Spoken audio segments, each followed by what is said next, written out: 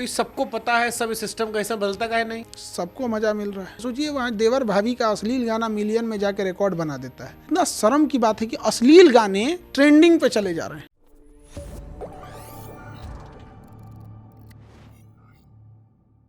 जब तक पब्लिक नहीं बदलेंगे, सोचिए वहाँ देवर भाभी का अश्लील गाना मिलियन में जाके रिकॉर्ड बना देता है। हाँ, मतलब बिहार का इमेज होगा ढोंडी चाटना। यही सब चीज़ तो रह गया है यहाँ पे। बेशर्मी हो गई है ये चीज़ें, इस पे सरकार सेंसर बोर्ड ये सब नहीं लगा पाई है। तो कितना शर्म की बात है कि अश्लील गाने ट्रेंडिंग पे चले जा रहे हैं, नंबर 1 चलते सारे, नंबर 1 चले जा रहे हैं। तो ये हो गया। एक सिंगर से हम मिले तो उसने वो अश्लील गाने गाता था, तो इत्तेफाक से कहीं ऐसे मुलाकात हो गई किसी पार्टी फंक्शन में, वो भी आया हुआ था। तो हम कहे है, तो कहे खान सर अगर हम लोग सब गाना गाने लगे तो कोई सुनबे नहीं करेगा। हम कहे इसका अलग रोना है भाई, तो हम ही को समझा रहा है।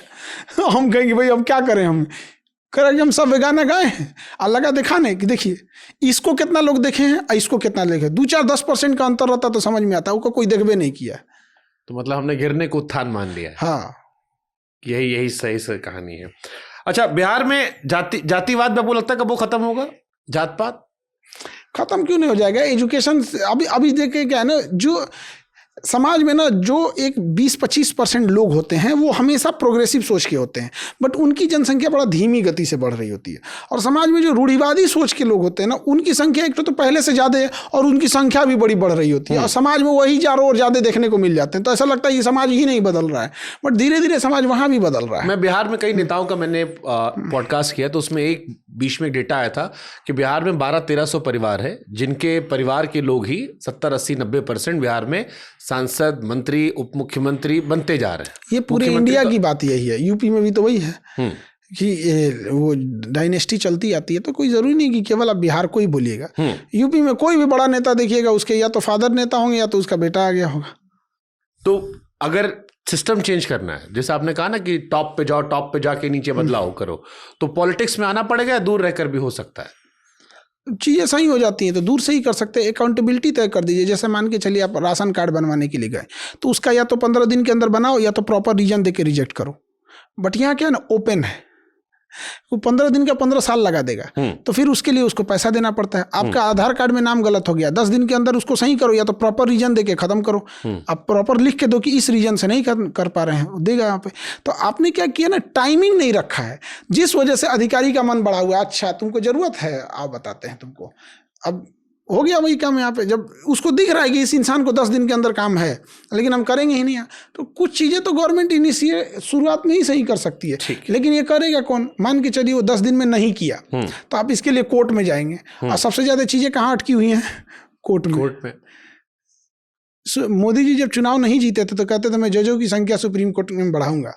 एक तो 80% समस्या उसी समय खत्म हो जाएगी जितना लोकसभा में सांसद बैठते हैं ना, संसद भवन में जितना सांसद बैठते हैं सुप्रीम कोर्ट में उतना ही जज बैठाइए, खाली बैठेगा लोग यहाँ पे। अरे भाई साहब हमारे यहाँ कोई केस है, ले आओ इधर आओ। तुमको सुबह में भी बुलाया, तुम एक काम करो 3 बजे फिर आना, एक के दिन में 2 बार तारीख लगेगा। चलो इसी मैं कहता हूँ, देश में कानून व्यवस्था में 2 तरीके से है, एक आम लोगों के लिए, खास लोगों के लिए।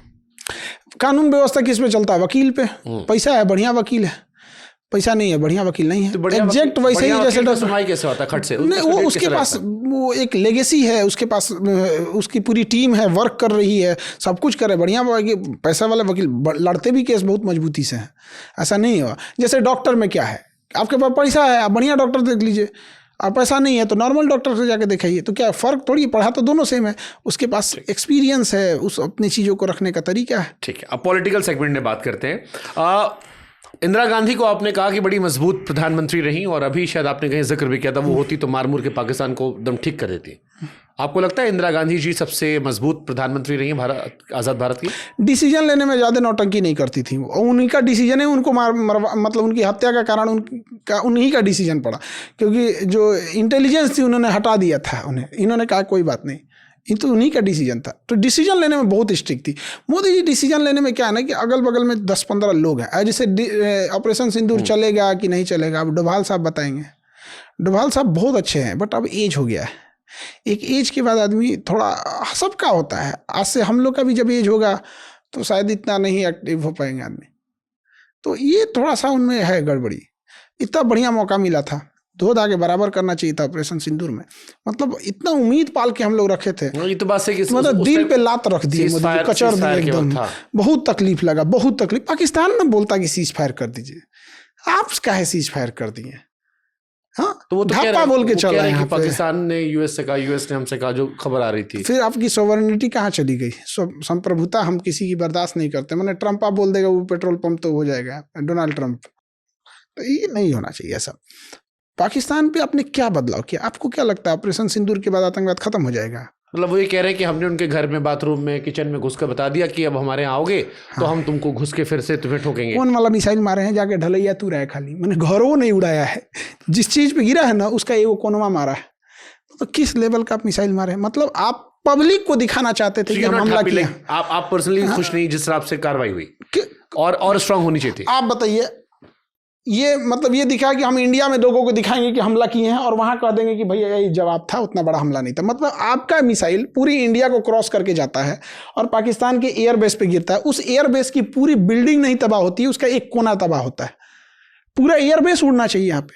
हमला मतलब जिस तरह से रूस कर रहा है, हमला मतलब जिस तरह से इजराइल कर रहा है, तब ना जाके कोई। अच्छा, तब फुल फ्लेजेड वॉर होती अगर हम पूरा उड़ा देते। वो कह रहे हैं कि मैसेजिंग के लिए हमने किया, कि मैसेज दे दिया कि आतंकवादी मार दिए 100। देते रहिए मैसेज। मैं इसमें क्या मिला? आपको लगता है पाकिस्तान फिर हिमाकत करेगा? इससे कितना, देखिए पूरी दुनिया का ध्यान था कि इंडिया के ऊपर इन्वेस्टमेंट करने का, क्योंकि यूएस ने टैरिफ लगाया था चाइना पे। ये चीज चाइना की थी और हम लोग क्या किए? अब डोभाल साहब को कौन समझाएगा? ये ऑपरेशन जो पहलगाम हमला हुआ था ये पाकिस्तान द्वारा कराया गया था।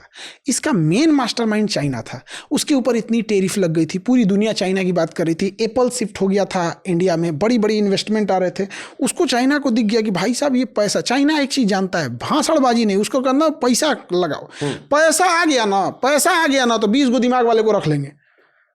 अब पैसा नहीं है ना तो अपनो दिमाग काम नहीं करेगा। सही बात है। तो चाइना का सीधा सिंपल है, हम लोग भाषणबाजी की, सस्टेनेबल डेवलपमेंट, एजुकेशन, तो ये तो इसको भाषणबाजी रहने दो। यहाँ पे पैसा रहेगा, अपना फर्स्ट क्लास सेक्रेटरी रख लेना। यहाँ पे प्रधानमंत्री के पास पावर है, पैसा है, बड़े बड़े IAS अधिकारी एक्सपीरियंस लेके उनके पीछे रहते हैं, यहाँ पे काम कर रहे होते हैं। यहाँ पे चाइना ने यही काम कर दिया। चाइना का ड्रोन टेस्ट हो गया, चाइना का मिसाइल टेस्ट हो गया, चाइना का रडार टेस्ट हो गया, और चाइना ने यह भी टेस्ट हो गया कि भारत जब हमला करेगा तो किस तरह की मिसाइल और किस तरह का एयरफोर्स लेके आएगा। चाइना खुश, पाकिस्तान को क्या जाता है?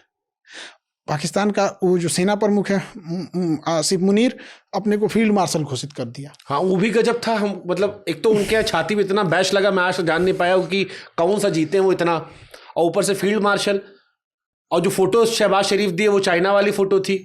अब ये क्या कहिएगा, हमको क्या मिला ऑपरेशन सिंदूर से? हम किसी से पूछते हैं क्या मिला? तो आपकी नज़र में क्या मिला हमें ऑपरेशन सिंदूर से? पॉजिटिव नेगेटिव क्या मिला?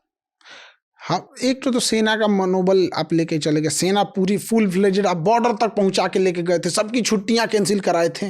क्या क्या हुआ था? हम अपने बटालियन, NCC बटालियन में जाके वो कहते, क्योंकि हम लोग जब करते थे तो बताया गया था कि आप लोग अपने बटालियन में आके वो करिएगा। तो हम लोग भी तैयार बैठे थे कि क्या पता उस समय नहीं हुआ था, इस समय मिल जाए, थूर थार दें यहाँ पे। सही में हम छुट्टी दिए थे 3 दिन अपने यहाँ कोचिंग इस बार। हाँ महाराज, इस टाइम तो आपका ऑपरेशन सिंदूर चल रहा होगा। नहीं, वो उसमें कितना टाइम लगता है? 1 दिन। अच्छा, कोई बहुत बड़ा धूमधाम थोड़ी करना है यहाँ पे। हमारा तो जिस दिन रिसेप्शन था उस दिन हम क्लास लिए थे, सब रिसेप्शन वाला कर रहे थे। तो बॉर्डर पिक्चर का 60 वाला हो गया। उधर ब्याह हुआ, उधर तो चलो। हाँ, तो हमारा तो क्लास ले रहे थे यहाँ पे। तो क्या कहिएगा, ये ऑपरेशन सिंदूर इतना बेहतरीन मौका था समझाने का, आप उसको कुछ एक बढ़िया चीज को डैमेज कर देते। चलो, नुकसान क्या हो मुझे बताओ। ऑपरेशन सिंदूर जैसे आप मुझे कह रहे हो कि हासिल नहीं, मतलब आपकी बात सुनकर जो मुझे लग रहा है, ऑपरेशन सिंदूर से भारत का क्या क्या नुकसान हो? मीडिया से लोगों का भरोसा उठ गया। कश्मीर का जो हम लोगों ने आप मीडिया से जुड़े। अरे मैं वो काम नहीं किया हूँ। मैंने कराची एयरपोर्ट नहीं उड़ाया था। हाँ, अब देखिए कश्मीर का जो सस्टेन हुआ था, इतना मुश्किल से कश्मीर अपने रास्ते पे आया था, वो कश्मीर तबाह होते गया। हम लोग का जो सेना का मनोबल था, नेवी एयरफोर्स रखे रह गए कि हम लोग कभी युद्ध करेंगे, ये कभी किए नहीं। यहाँ पे इंटरनेशनली ऐसा पाकिस्तान साबित कर रहा है और बड़े देशों में ये दिखा चुका है कि पाकिस्तान अपर हैंड में था, क्योंकि सीज फायर पाकिस्तान ने तो नहीं किया और ना ही कोई उसने बोला यहाँ। और उसे पता है कि आप गर्मी के दिन में खुद ही हमारे तो जयशंकर साहब ने कहा ना कि पाकिस्तान ने हमें कॉल करवाया था, उधर रिक्वेस्ट करवाई थी सीज फायर की, तो ये मान लिए।